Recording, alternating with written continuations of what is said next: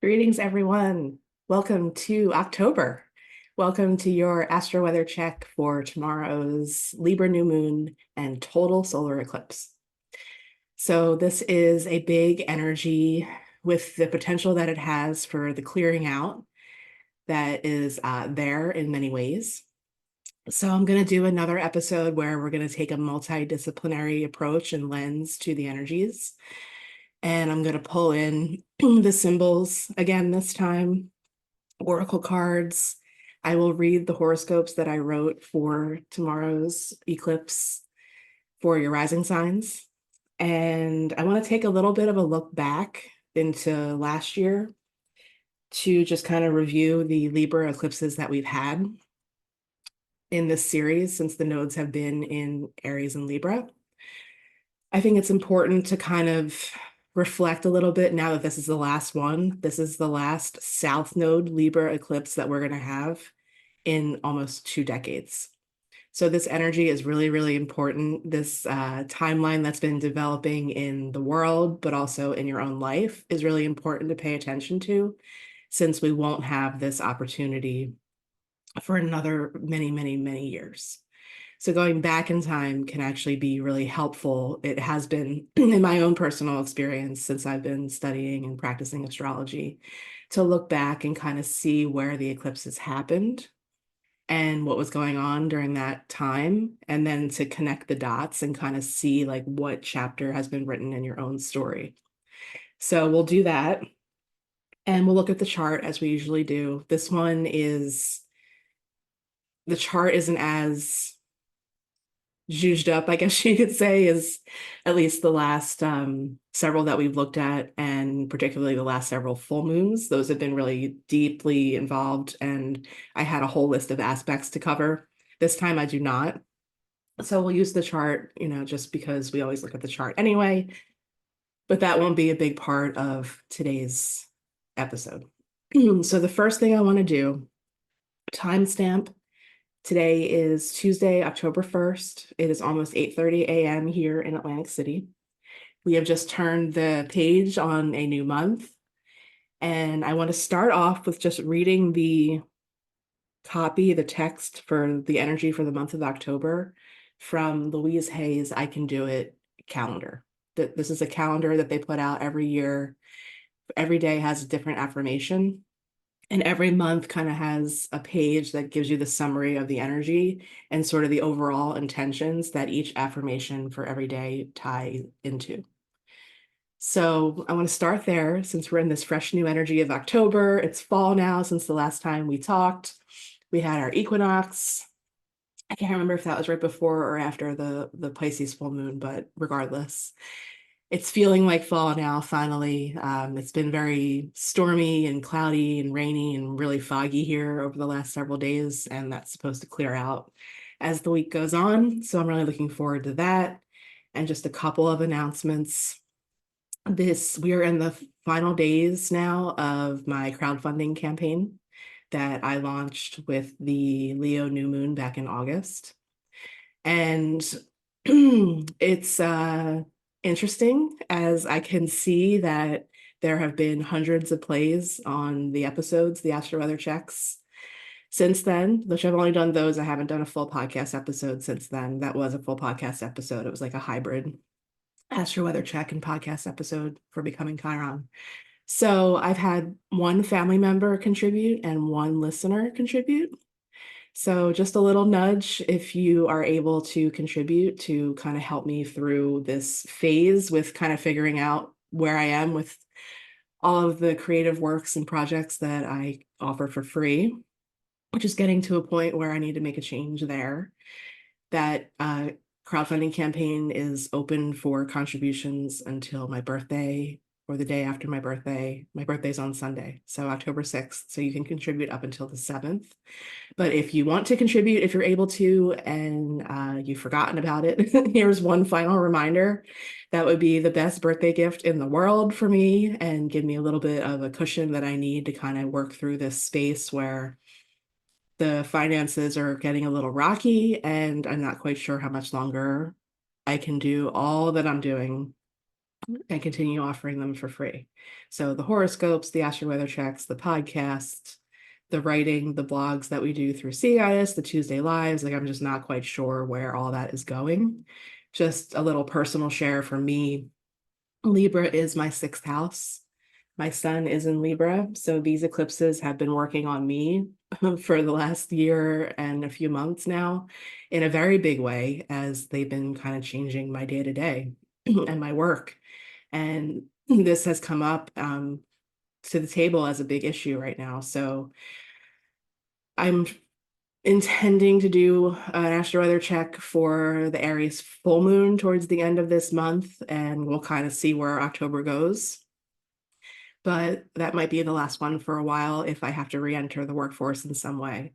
So just heads up on that. I'm not quite sure yet. I'm still in my own kind of eclipse season, reworking, transformation, release, all of that in my own with my work, which is, a huge part of my life at this point, as I've been walking my true path now for a little over 3 years.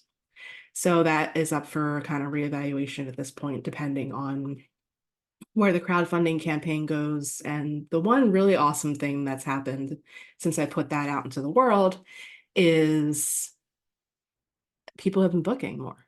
So that is, I just had to move the energy in some way. So that has been, if that continues to sustain, like I'm getting to the point now where I'm a little over just covering my expenses every month with the bookings. So that is the other way. If the contribution isn't possible, which I understand for a lot of people, it's probably not at this point. But I want to work. Like that is the main intention and goal through this whole thing. I just when I get to work, when I get to read with people and teach and all of that, like I'm just so lit up. Like my soul is just fed in this most beautiful way.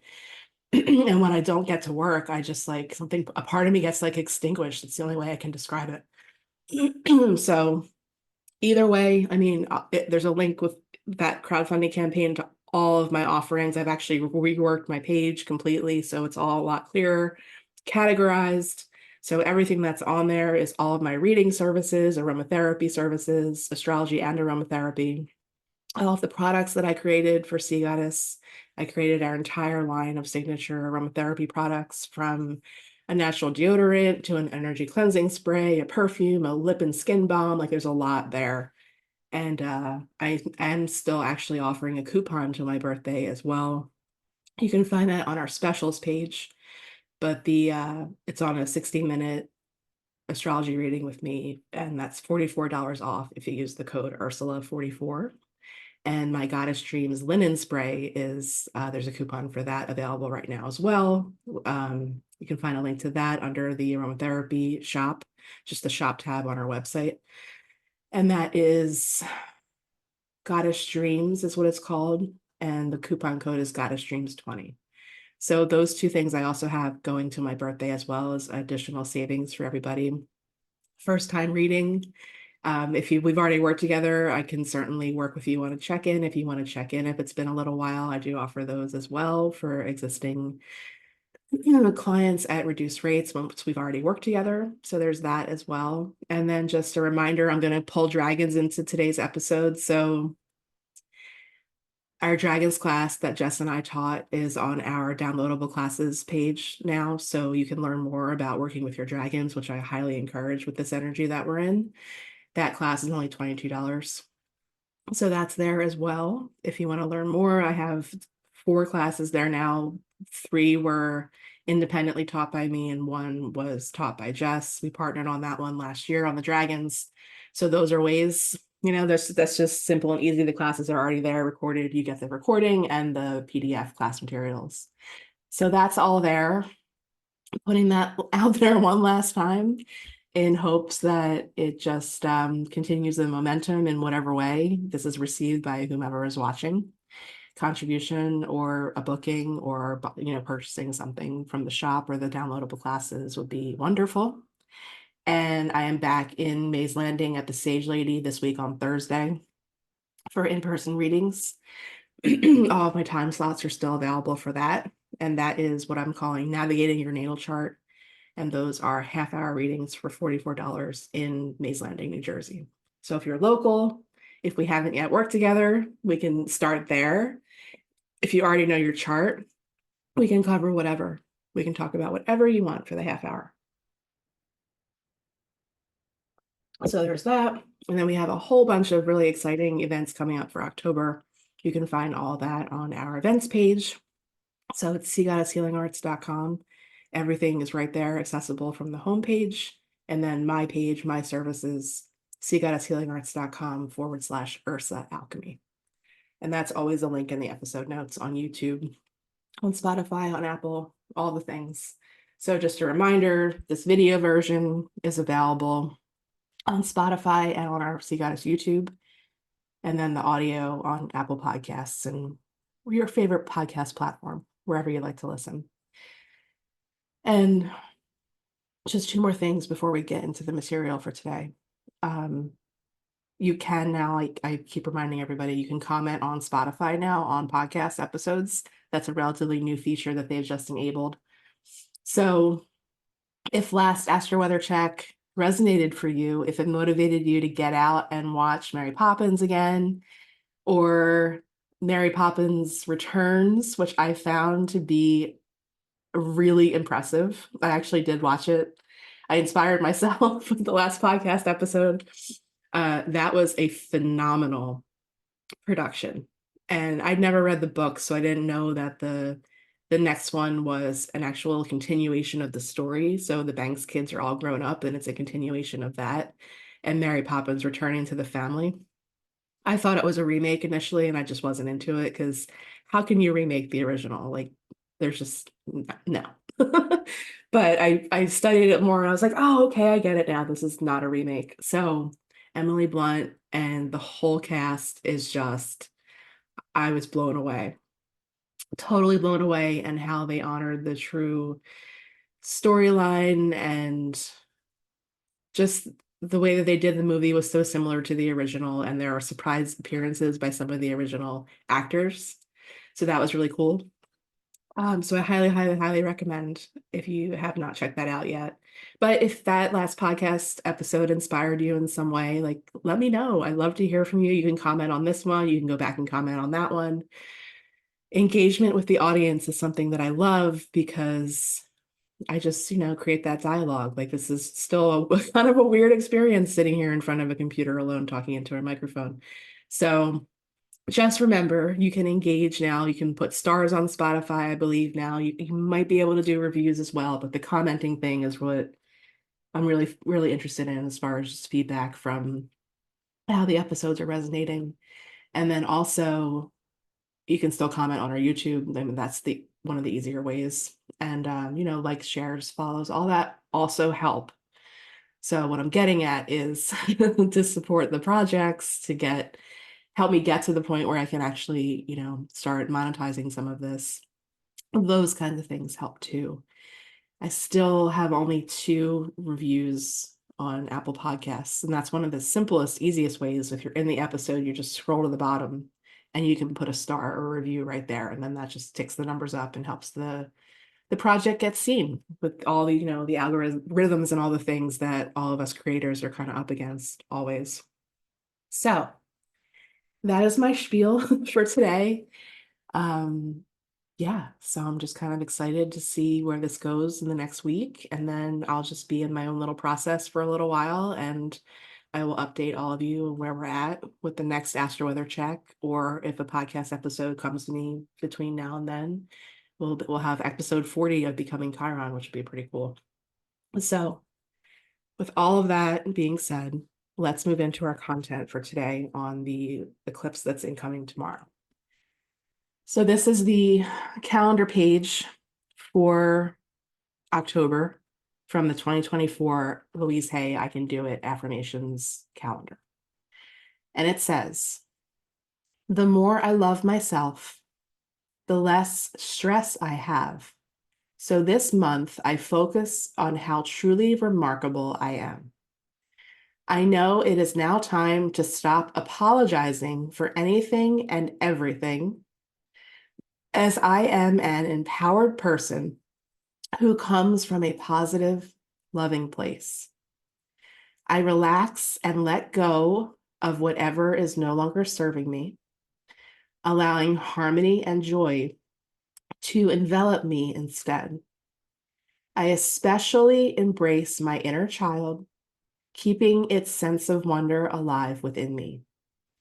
I do kind things for myself and remember to have lots of fun. So that is the vibe of the month, and the one thing to really, really, really keep in mind as we move further and further into October. The inner child piece, I do also want to touch on because we had a Mercury cazimi yesterday. So in English, that is Mercury coming to the same degree as the sun. This time around, so this links back to the Mercury retrograde that we had in August. The cazimi then, the beginning of the Mercury cycle that we're now in, was in the sign of Leo, which relates so much to our inner child. So this is a really good reminder now that we're halfway through to whatever came into your awareness, into your consciousness. Think back to August. I think it was August 17th was the cazimi. Don't quote me on that. Actually, I probably have it right here. Let me try and find that. But regardless, as I'll continue talking as I look through this. The 18th, August 18th was the cazimi in Leo at 26 degrees. So we are now halfway through that, and there's a maturation process forming for whatever kind of started back then for you in your life. It's going to be a very specific thing to everybody, as 26 degrees of Leo is a very specific place in everyone's chart individually. There was a very particular idea that came into my consciousness then, and over the weekend that had definitely matured and materialized in a very big way. So however that looks for you, that energy is there. That energy, Mercury is in Libra now, so the sun's in Libra, so that conjunction, that cazimi was yesterday in Libra. I think it was around 9 degrees. So there's a linking now between whatever started back in Leo now to this Libra space. And then the second part of the cycle, the idea or whatever it is, will continue to mature until the next retrograde in November, December. So just know that that energy is also underlying. Mercury is heavily involved in this new moon and this eclipse. It's right there with the sun and the moon in the south node. And we'll look at the chart in a minute. So I just want to mention the themes that were talked about in this just small blurb to start off the month. The balance, the harmony, the release of the people-pleasing, the inner child reminder. Like all of that is there astrologically as well. So we kick off the month with that. And let's do the chart first. Because I'm looking at these piles of things that I have in front of me to cover. Let's start with the chart. That's a good opener. And we'll also start with the review of the Libra eclipses. All right. So tomorrow at 2:49 p.m. here on the East Coast is when we'll have our Libra New Moon. This is another total solar eclipse. Not visible here in the United States like the last one back in April. I think this one's only visible for a southern portion of the globe. As we know, eclipses do not have to be visible to feel them. The energy is still there. So if you know where Libra is in your chart, if you do, then you can get more specific with this. If you don't, there's still a storyline that's been developing since last year. So let's kind of go back in time real quick. I'll give you the dates and the degrees, and then we'll talk about tomorrow's eclipse. We've had, so the nodes shifted, the north node shifted into Aries, the south node shifted into Libra, July of last year. They spend roughly 18 months in each sign when they shift, and then they move on. So since we've been together since April of 2022, we've had this, that was the second shift, and now we'll have a third one incoming in January. So the nodes will move into Pisces and Virgo in January. So we are now in the last few months of, excuse me, this Libra Aries energy. We will have one more eclipse in Aries to kick off the eclipses for next year in March, I think it is. And then they'll be in Pisces and Virgo. We had a kind of start of it a little bit with the lunar eclipse with the Pisces full moon. So the energy is already starting to shift. We had a total solar eclipse last year on October 14th at 21 degrees. We had a partial lunar eclipse this year on March 25th at 5 degrees in Libra. And now tomorrow's total solar eclipse will be at 10 degrees of Libra at 2:49 p.m., like I said. So Wednesday, October 2nd.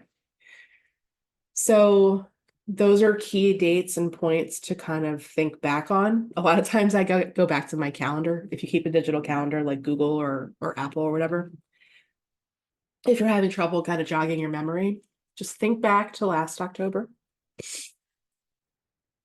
with the frame, within the frame of these themes of releasing what is disturbing your peace, getting to a point where you've been growing into your more individual self, independent self, and releasing things like people pleasing.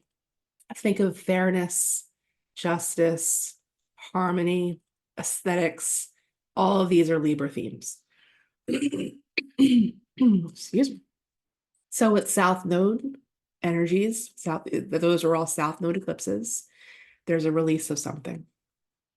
So the storyline has been developing on release and taking action to release things, relationships, whatever it is that take away from your sense of balance, harmony, equilibrium in your life.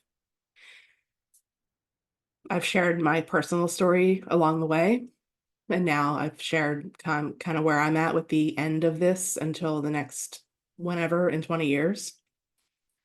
So that's definitely something that I think everybody has a tale to tell about. Think about it, reflect on it. This is the last one. You're at the end of the line. This is the last chance.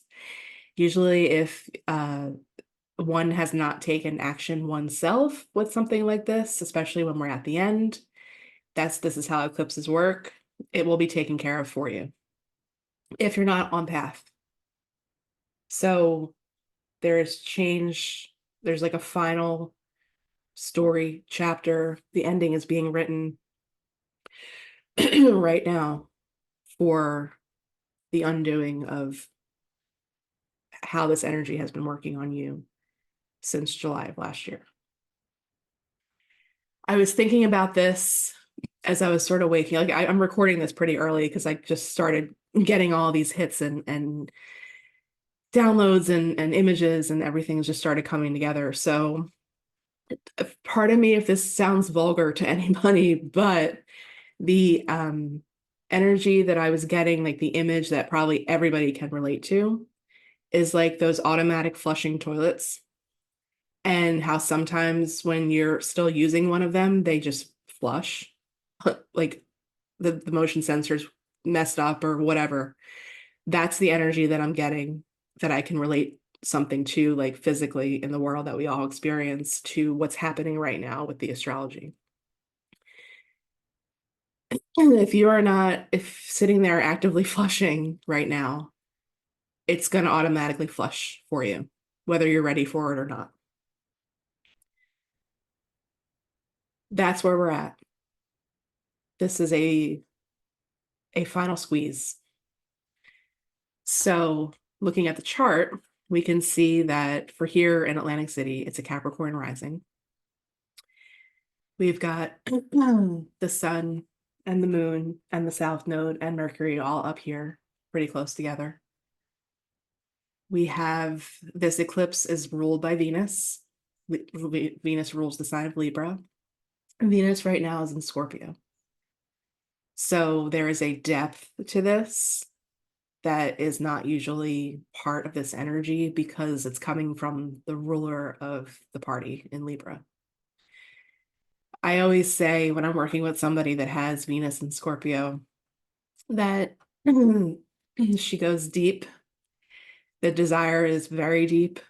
There's a sexuality to it. There's a deep sensuality to it, especially with the emotional part.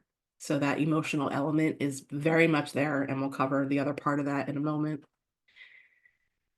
So things that are deeply maybe frozen within you, thawing out and rising to the surface with relationship themes and the connection to everything you love and value being on the table at this eclipse is there because the ruler is in Scorpio, and that's how Venus in Scorpio works. She might like to play a little bit more friskily than most. She might like to wear loafers or stilettos with spikes on them. This is the energy that is a big undercurrent with tomorrow's eclipse, in addition to everything I already mentioned. Our frame of mind, our mindset is totally involved as well. Our thoughts, our perspective, the maturation of whatever started back in August is also there. You can see how close Mercury is to the sun and the moon at this time, and the south node. Mercury will be at 11 degrees, the sun and the moon at 10, and the south node at 6 degrees of Libra. So there's that element primarily. That's the big energy. Then, so last Astro-Weather Check, I covered the kite. The whole tagline was "Let's go fly a kite," and we went, we played around with it from there. The kite is now broken and unable to fly. It still has parts, but it's not a complete kite anymore. And if you tried to fly it, it would fall on your head. So that is no longer there. However, we have all month pretty much this water trine, this grand water trine being built between Venus and Scorpio, Saturn in Pisces, and Mars in Cancer. So this is the emotional connection to all of this. Venus with everything I've already described. Saturn with the form of the dream. We've all been in this energy with Saturn in Pisces now since March of last year. Saturn will give this a bit of an oomph and a reality check energy and an authority figure energy with the connection. So it's on our side with this as far as the release part and the actively being an active participant in it. Also with the connection to Mars, that severing energy, like Venus and Mars might go, they're having a very harmonious, it's not an argument right now. It's a harmonious conversation of how to work things out. But you have to honor the emotions. You have to honor your part of the situation, whatever it is. If the nudge to leave or get out has been there for a long time, it's time to act on that now. They can have a civil conversation, still break up. This Mars and Cancer energy is going to get more and more and more prevalent as our months go on, with the Mars retrograde coming up, which I will cover in some form or fashion in the future as it starts getting more and more potent and closer. But the Mars energy is a very driving force and building energy right now, and it's not going away anytime soon.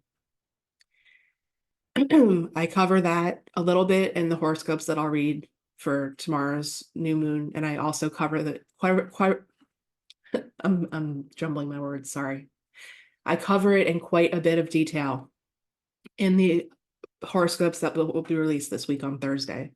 I focus pretty much solely on Mars because I haven't really had a chance to talk about it in the horoscopes yet. But now's the time. Like, the iron is hot, to paraphrase the energy with Mars, and it's building.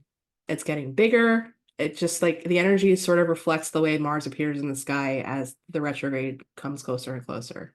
It gets bigger, it gets brighter, it's in the night sky longer.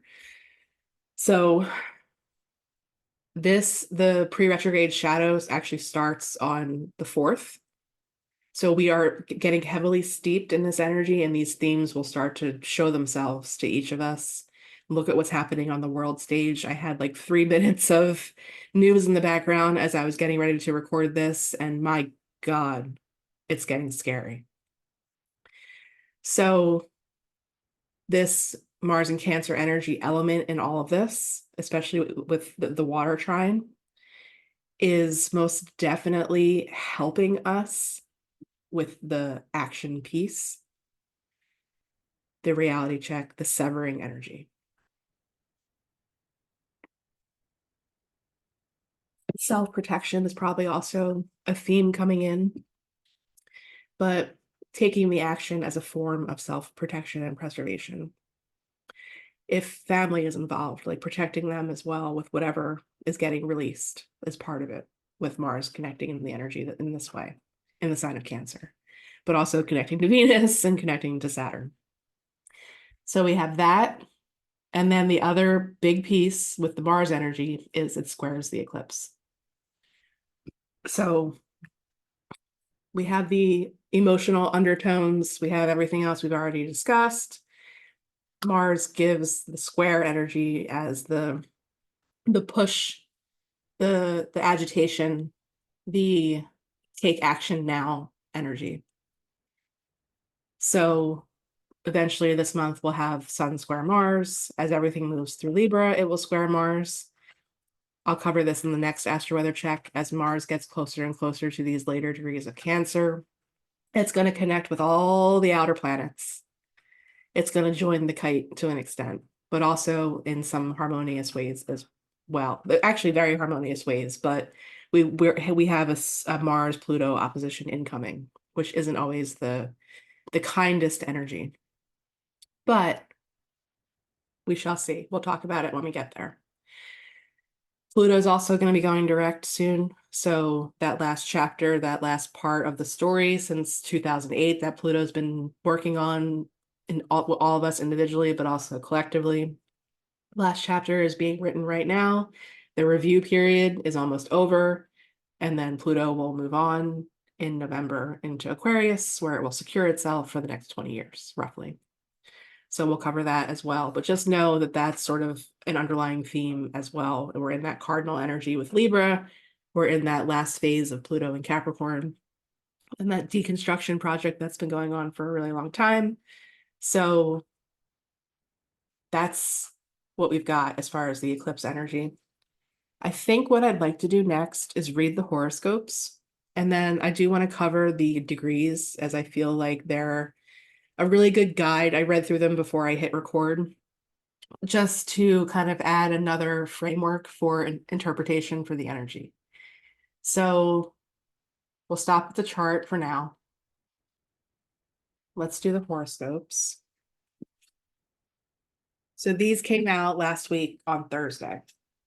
These are for, if anyone's unfamiliar with what I've been doing here, back in May, I started writing weekly horoscopes for Shore Local News Magazine. It's pretty much the only weekly paper we have left here in South Jersey, and it's free.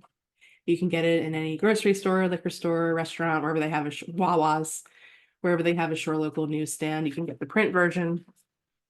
And then it's also online. They have a whole online edition with that issue app, but you can also get the it's like a blog, it's a WordPress site, so you can actually just get right to the horoscopes there too. We push these out every week on our Sea Goddess socials to our email list. Shore Local sends out an email as well. And there's the print version, which is, like I said, available anywhere. They cover most of South Jersey. There's a mainland edition, an Ocean City edition, and a coastal edition. So this comes out every Thursday, like I said, and the horoscopes are from Thursday, the day that the issue comes out, to the following Wednesday. So it's not like a standard week like you think, Sunday to Saturday. It's Thursday to Wednesday because it covers their week for the issue. So this week I focused on the eclipse. Next week's horoscopes, like I said, that will come out on Thursday this week, focus on Mars. So here we go. These are written based on your rising sign. So if you know your rising sign, you're good. You're good to go. Listen for the right one. If you don't know your rising sign, you can cast your astrology chart for free on astro.com. I made a whole rising sign tutorial video, which is available on our Sea Goddess YouTube. So you can learn more about that there, or book a reading with your favorite astrologer, and you'll get the all the information on your chart in that. So here we go. For Aries rising, your relationships remain an area of focus this week. However, it's now about letting go rather than balance. Trust your feelings and consider no longer investing in people who don't honor your truth, negatively affect your mental well-being, or invade your privacy. So that is for Aries rising, because the eclipse is happening in your 7th house. For Taurus rising, this will be my horoscope. Having your daily needs met is important. There's a direct connection between feeling truly satisfied and your vitality. Increase what makes you feel more alive and decrease what doesn't. And that is for you, Taurus rising, because the eclipse is happening in your 6th house. Gemini. Being in a state of flow is a joyful experience. You may be getting a nudge to detach from things that are creative blocks. Take action and enjoy more pleasure. So for Gemini rising, that eclipse is happening in your 5th. Cancer rising. If you're feeling more aggressive than usual lately, channel it into doing something fun, learning something new, or a new exercise routine, especially if home life is a contributing source. Remember that emotions are energy in motion. For Cancer rising, the eclipse is happening in your 4th house. Leo. How have you been seeing yourself differently within the last month? And how have you been communicating your new perspective? Be intentional about having awareness of what's been shown to you about yourself. And that for you, Leo rising, is because the eclipse is happening in your 3rd house. And the Mercury retrograde happened in your 1st. Virgo rising. It's time to put your natural talents to work. Clearing out clutter, getting organized, and detaching from stuff that's no longer serving you are the tasks at hand. Yard sales or local markets may even present opportunities to sell some things. And for you, Virgo rising, that's because it's happening in your 2nd house. Libra. The perspective shift that comes with learning how to put oneself first can overflow into other areas of life. Be mindful of changes stirring in your work, partnerships, and home life. And that for you, Libra, big energy for you, big story changes and storylines with all those checkpoints I mentioned. It's in your 1st house. Scorpio. There may be an energetic house clearing of sorts this week. With the cobwebs spun in the deepest corners of your psyche being brushed away. Clarity and a new mindset have space to grow. And for you, Scorpio rising, that's because the eclipse is happening and have been happening in your 12th house. Sagittarius. It's okay to desire a different direction in your life. When things aren't feeling fully in alignment, take action and set foot on a new path. Set the sail for the winds of change. And that for you, Sagittarius rising, is because it's happening in your 11th house. Capricorn. The final phase of a career shift that's been in the works for a while may be incoming. Get excited for a new chapter that encourages self-expression. And that for you, Capricorn rising, big, big energies for you, is happening in your 10th house. And that last Pluto chapter in your 1st. So that ties in. Aquarius rising. You may be feeling more driven to achieve tasks or a larger long-term goal. Welcome the motivation and use it to your advantage. And that for you, Aquarius rising, is because the eclipse is happening in your 9th house. And then Pisces rising. You may be even more aware of emotional baggage and behavior patterns that you've outgrown. Active release and surrender are the way forward. Maturity, personal authority, and grace are benefits of the process. And that for you, Pisces rising, the eclipse is happening and have been happening in your 8th house. So sensitive, deep area there. Okay, so the weekly summary. The final eclipse of 2024 is incoming this week with the Libra New Moon total solar eclipse on Wednesday, October 2nd at 2:49 p.m. Unlike the last total solar eclipse on April 8th, this one won't be visible in New Jersey or anywhere in the United States. The energy of it will still be felt, however, with emphasis on carrying forward the balanced themes from the equinox. A maturation of any new ideas, perspectives, or creative projects that began in August could also be a prevailing theme. There will be undercurrents of our deepest desires rising to the surface and taking action to instigate much needed change. So, does that resonate? Let me know. I'd love to hear. This is like, I might start talking to them about doing something a little different with this or continuing on in this format, but adding something else to my weekly contribution. Because this kind of feels like it, kind of like sometimes the podcast feels to me like I create it and I submit it and it goes out and it feels like it just goes out into the ethers, into a black hole. Because I love feedback. I don't care what kind of feedback it is. Just, if these are resonating for you, let me know. Make a contribution to the crowdfunding campaign. I might start encouraging more dialogue with readers. Like, this has a big distribution, and I just, this is my stealthy way, I guess you could say, of helping people, because that's the intention behind the way that I write these. I go deep with the horoscopes because I feel like it's not just entertainment at this point. Like, so many people are in tune now that the guidance that it can offer, even if you're not aware of how the guidance is being offered with the way that these are written,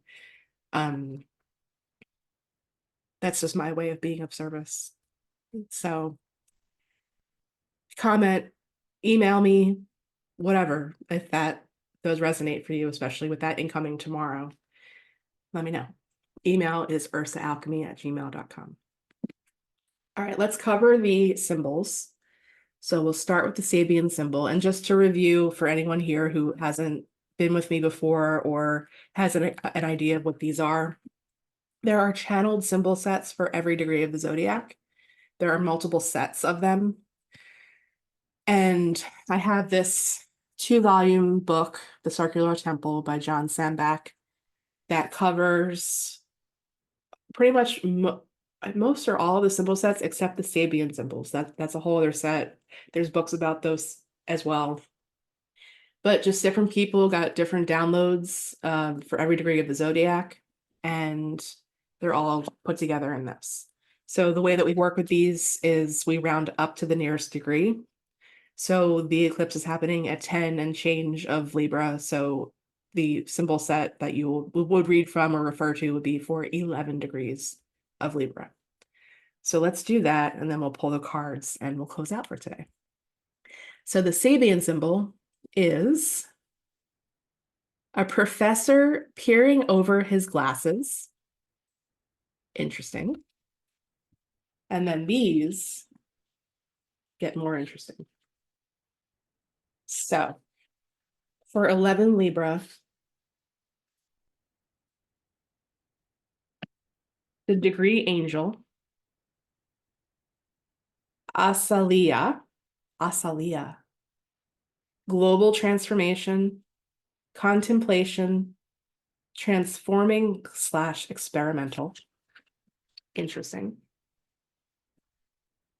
And then we have the title of this degree, attuning to signs which light one's spiritual way and the desire to use them to benefit others, or the mystery of understanding. The Omega symbol. In a Tibetan monastery, hundreds of candles burning. In the darkest of passages through life, there is kept burning the lights of helping influences. If we can only maintain our contact with them, you are always aware, somewhere in your being, that where you put your attention is the key to moving beyond the illusion of physical reality. You sense that where you place your focus is what can ultimately change everything. The Pleiadian symbol. A holy man lecturing to a group of mountains. Do the mountains listen?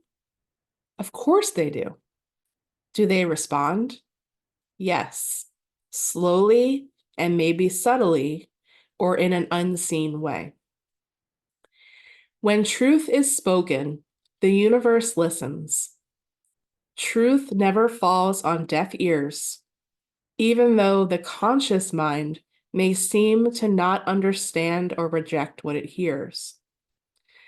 Something deeper and greater is listening. Chandra symbol. Tea leaves that form a pentagram.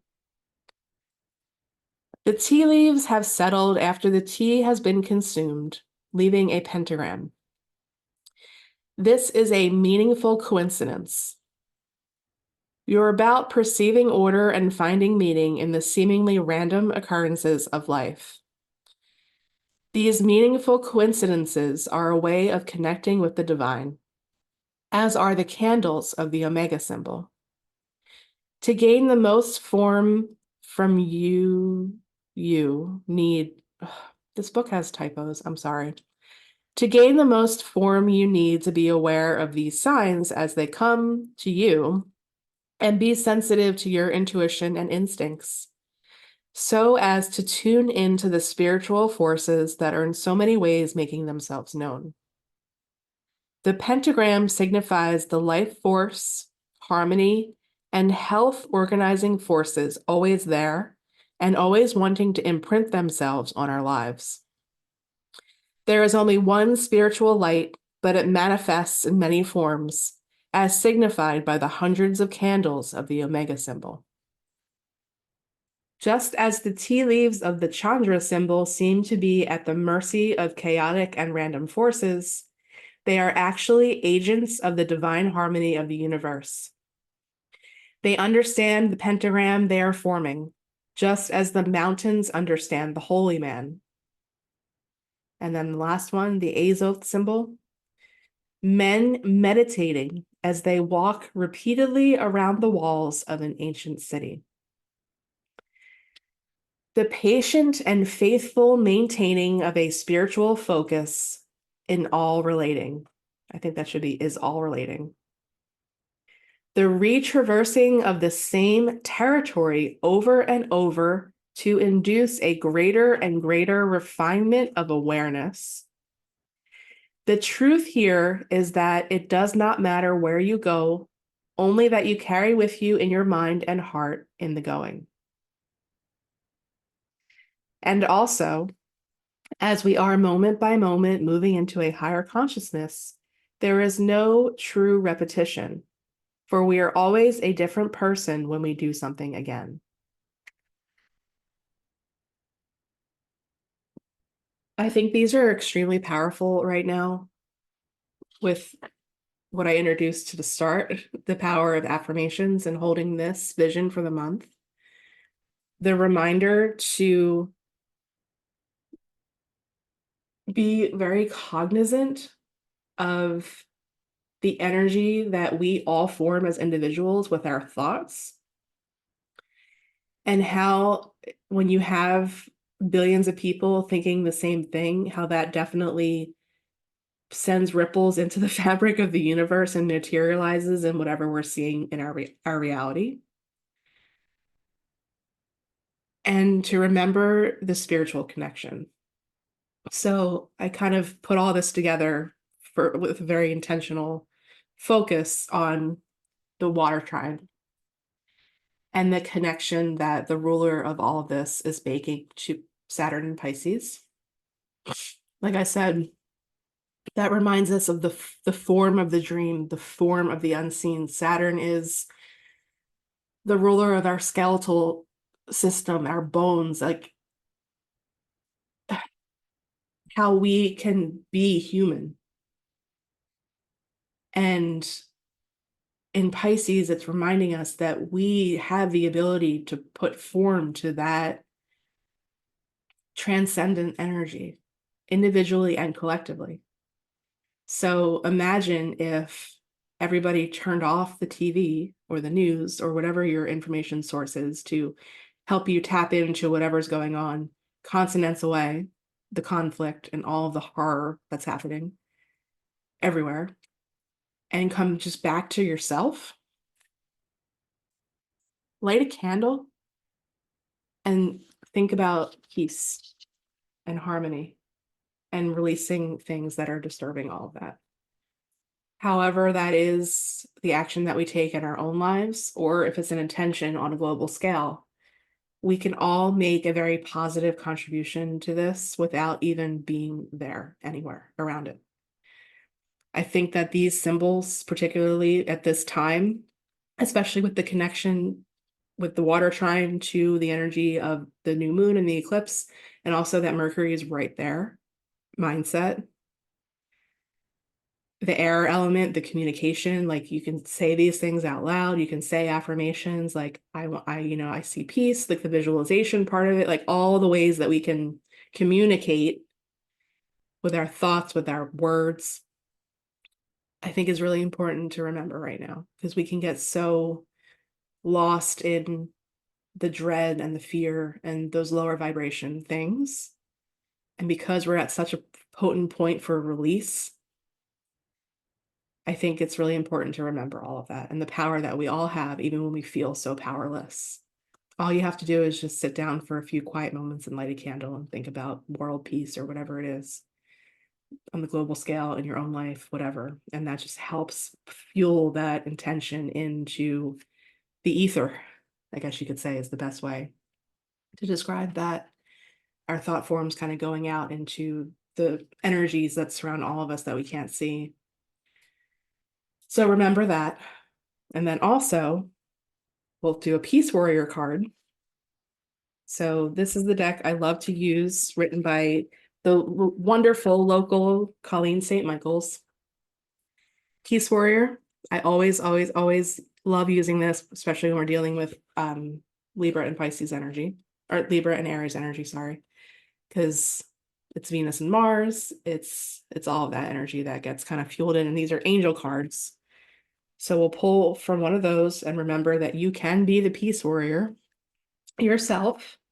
And since we're in eclipse season and still in the time between the two, as my teacher dubbed the dragon hole, we can call them dragons too. These are a potent energy that are always available to us to help with whatever. We all have a personal dragon, or maybe several, depending. The dragons work with the energies. They have been in fantasy and myth and story forever for a reason. I think the ancients knew that dragons were very real. So to learn more about dragons, Jess and I taught a lot of the material from Diana Cooper's book about dragons in that class, downloadable right on our webpage. You can dive into that class. It's almost 2 hours and just learn basic fundamental information about dragons. We share our personal stories and connections and how we became more aware of their energies. And Diana Cooper also created this companion oracle deck to go with the book. So I always love pulling from this when it's eclipse season. So let's do the dragon card first, actually, and then we'll do the Peace Warrior card, and then we'll close out for today. So, and I work with these dragons on my own personal dragon, but also on a collective level. You can send them intentionally to spaces to clear out energies. You can send them for protection. There's dragons that connect with different stars and galaxies. Like this realm is so diverse and powerful. The dragons relate to different elements. There's also combinations of the elements. They are a wonderful, wonderful, wonderful energy. And of course, in perfect alignment. Air and fire dragon expands your creative energies, harness your creativity, excitement, and enthusiasm, communicate your passion. Oh my God. So Mercury in Libra as the midpoint of the cycle that started in Leo, fire and air. Libra, air, Aries, fire, nodes right now, where the dragon's head and tail are. And look at that. Look at, there's a volcano in the background. This dragon is just harnessing the energy of the lava that's coming down and creating, I'm sure, some kind of magic with it. So that's the card. If you want to see the card, hop over to the video version of this on Spotify or on YouTube. So this is one of the elemental dragons, and they are the fourth dimensional dragons. And let's see what is written in the book for this one. Creativity and passion. That's where we're at, everyone. All right.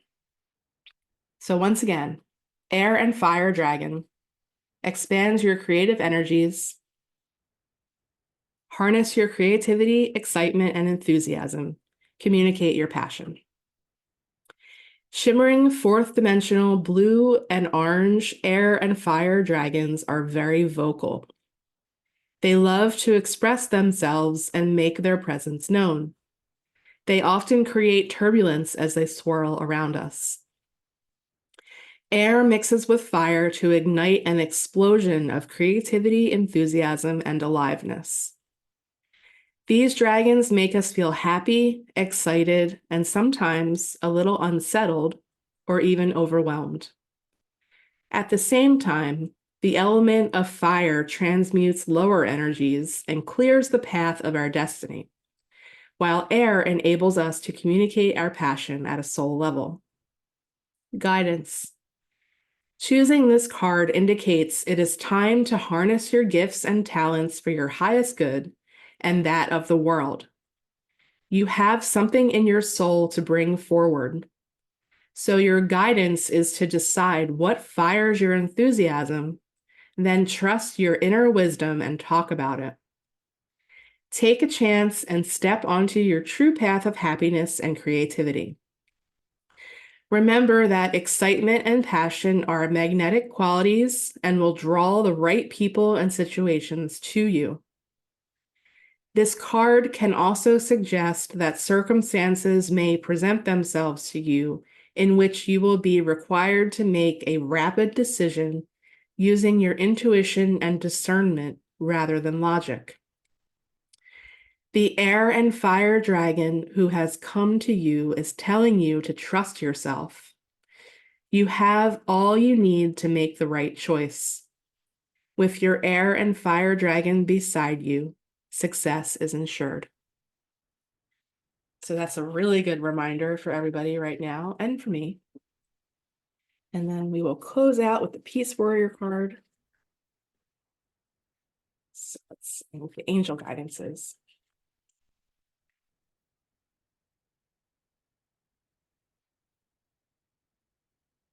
Divine puzzling. Remember who you are. Card number 42. All right. Let's get our mic drop moment here. 1 of 3.